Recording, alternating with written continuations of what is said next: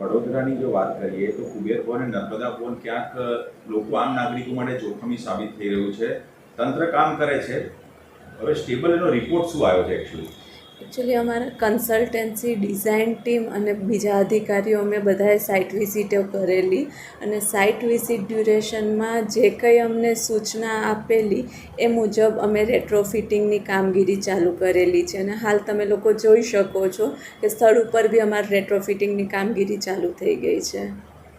તો મેમ એ બિલ્ડિંગ ખરેખર આપણે બિલ્ડિંગ તો જોખમી ખરી કે નહીં? કારણ કે ત્યાં લગી હજારોની સંખ્યામાં લોકો ગુજરાતભરમાંથી લોકો એટલા માટે જ અમે લોકો ખાલી કરાવીએ છીએ કે કોઈના જીવને કોઈ જોખમ ના થાય અને વિથ સેફટી અમે લોકો એ કામ કરવા માંગીએ છીએ. તો કયા પ્રકારની કામગીરી હાથ ધરાવી?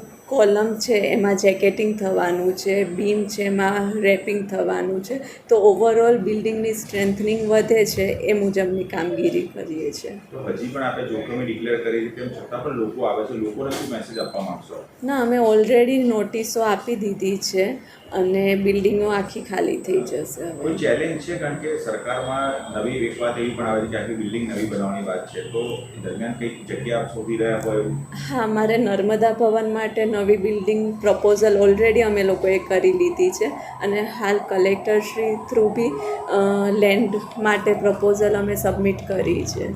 તો લેન્ડ મળશે એટલે અમારે નવું કન્સ્ટ્રક્શન બી સ્ટાર્ટ થશે. તો ત્યાં આગળ બનશે કે જગ્યા બદલાશે? ના, જ્યાં અમને લેન્ડ એલોટ થશે એ જગ્યાએ થશે. કામચલાઉ ઓફિસો ક્યાં આગળ શરૂ મોટો પડકાર છે? કારણ કે લોકો આટલી 10 માળની બિલ્ડિંગ